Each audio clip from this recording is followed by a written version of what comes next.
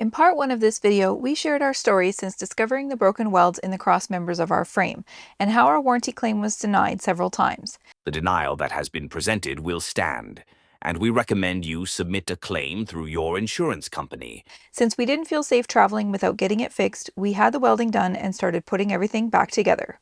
In part 2, we're finishing the reconstruction and sharing what's happened since, including a new twist that's going to have us altering our travel plans a bit as we try to escape the cold weather. It was disappointing, but honestly at that point, not surprising.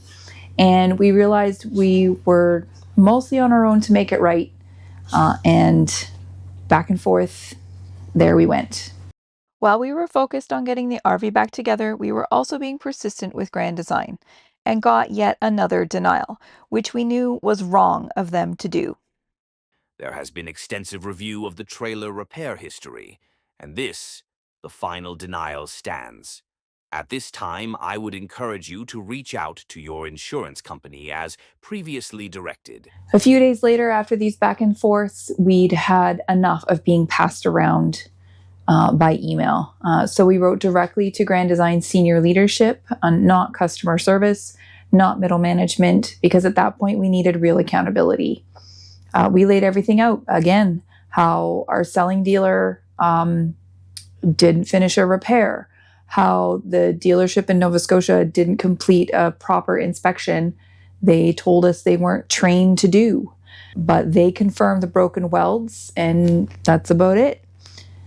And how Grand Design ignored the evidence that we as owners presented to them, and even a report showing frame flex. They also ignored that our insurance company had said no to our claim, and the insurance company said it was manufacturer defect or the responsibility of the manufacturer. We told them that in good faith we had followed every instruction that they requested of us and still been dismissed at every turn. And the blame for all of this was deflected on everybody else but Grand Design. So at this time, we just demanded action. Send an SRT inspector, reimburse our welling costs, or buy back the unit. Are you taking them with you? Yeah. Okay. The rope didn't work. Well, it held the insulation in place so we can get the coroplast up, but it's definitely not going to come up off the coroplast, which I think I was wishful thinking there. Anyway, it's all insulated. Now we just gotta drag that roll of coroplast up here. We'll spare you the dirty details and that, because it's going to take a while. And then we'll come back when it's finished. Welcome to another day in the life of GD ownership? Wait, you can't even call Fix It Day with Jay because it's like put back together day. Well, we did deconstruction on our first when we pulled this off, so we're going to do reconstruction today. Reconstruction day with Jay. 2 days ago we finished up the underbelly. I had to have a rest day in between, but that's all back on. That looks pretty good. It's not perfectly sealed, they never were, but moving on today to try to put the skirting back on this section because it's a bit windy. Yeah, it's still cold. I'm not happy. It's a two-person job. So we're gonna attempt this side, and if this side goes well, we'll do the other side because that's the long piece. I remember. Yeah, that won't be fun. Anyway, let's hop to it. Yes, dear.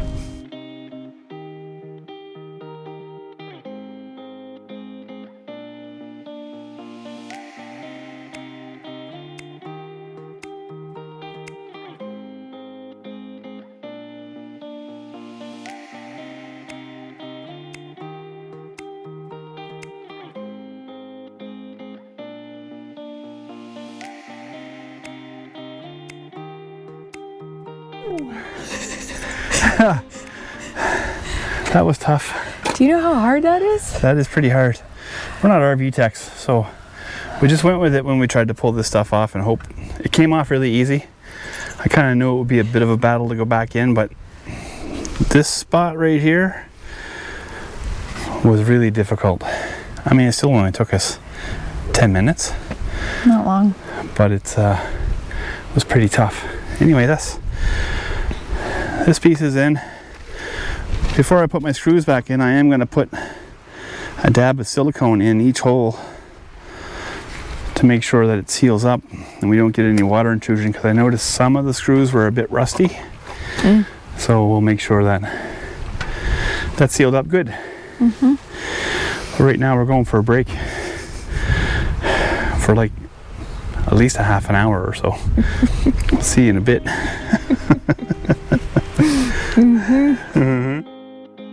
Good morning. I don't know what day we're on of the reconstruction of like our unit. Day 5 or 6.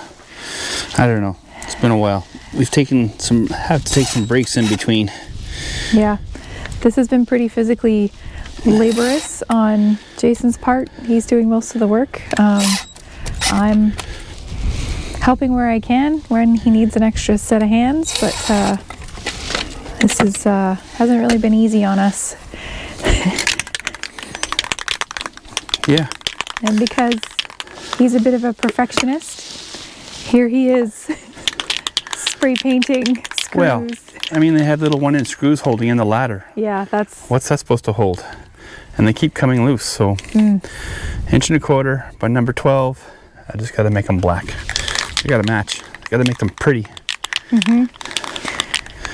So we're doing that, and today we are tackling putting back the skirting on the driver's side. If you can see, there's Miss Willow waiting for us to get to work.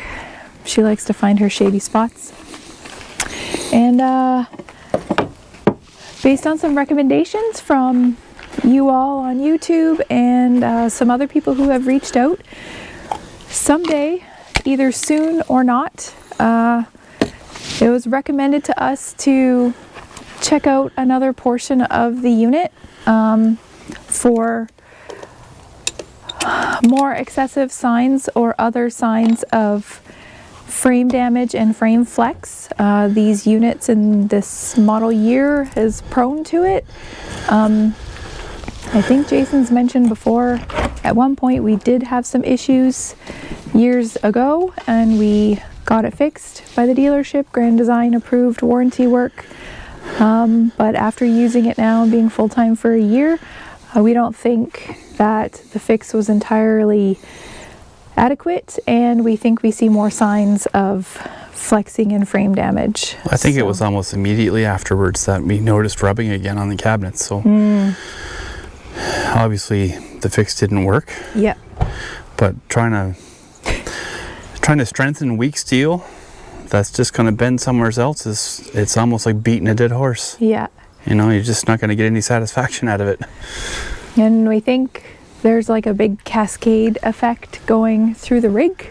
So we could strengthen it in one area, but then because it's weak or structurally compromised, it would just break or bend or twist in another area. So we basically have discovered or assume issues from tip to tail. So we continue to just be kind of disgusted and fix the symptoms or figure out what's next. Yep. So today, potentially, if Jason's feeling good, we're gonna relook at this front area. The hatch is going to come out. The unit? Phylon's going to come down. My nice caulking job I done is going to be redone again. Yeah. But all in efforts to investigate and give us peace of mind that we'll actually know what's going on with it, if it is cracked or if it's just metal fatigue or weak metal or a number of other things. So we've never had the Phylon off after noticing this big gap here, so maybe that'll tell us something. You all on YouTube and our audience, you probably don't have to tell us this is excessive frame flex, and these are pretty classic symptoms, so we'll just got to figure out what we do next. Yep.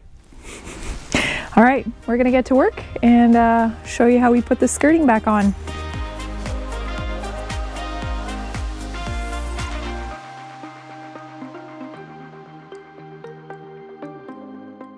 might have just set a Guinness World Record of...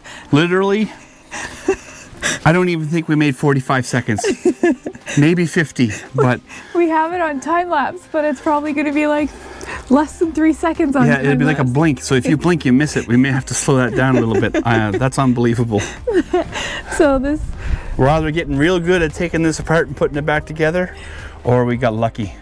I'm gonna go with the latter. The lucky thing, yeah. Yeah. So, yeah.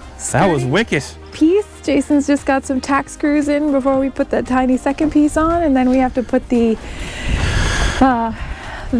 generator cabinet or fuel station cabinet door and back on. Reattach the ladder and the seals at the back of the toy hauler door. Man, I'm not even gonna be able to wait. I have to wait for my screws to dry. The paint. Yeah. Like 30 seconds ain't enough. Well, let's get that other piece on. It's gonna have to dangle for a while. Willow didn't even get a nap. No. She's like, what are you guys doing? Oh, you're done.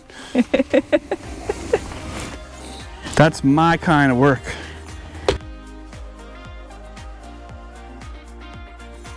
Even shorter. That's the second piece. I don't think we hit 20 seconds. We're not in a race, dear. The efficiency, baby. Mm-hmm. So with the rig finally back together and the last of the emails sent, all we could do was wait and see what Grand Design would decide next. We knew things were building towards a turning point, we just didn't know which way it was going to go.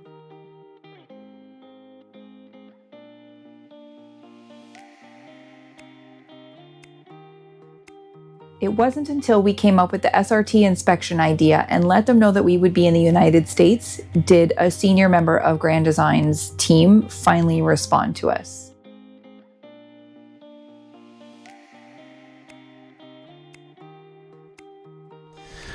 All I'm doing today is finishing screwing this off to make sure the wind doesn't blow it off.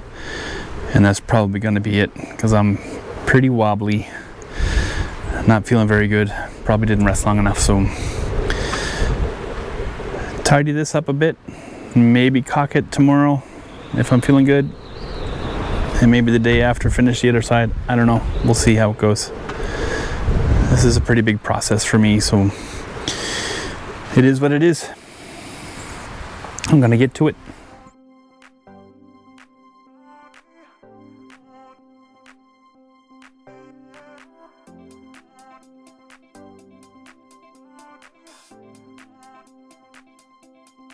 I'm sorry to read of the difficulties you are experiencing. I am working to comply with your request to have an SRT inspect your unit in Bangor, Maine, the week of October 20th. The inspection will be covered under warranty at no cost to you. Grand Design will cover the cost of the inspection and TSB. We will make a determination of further coverage once the inspection has taken place.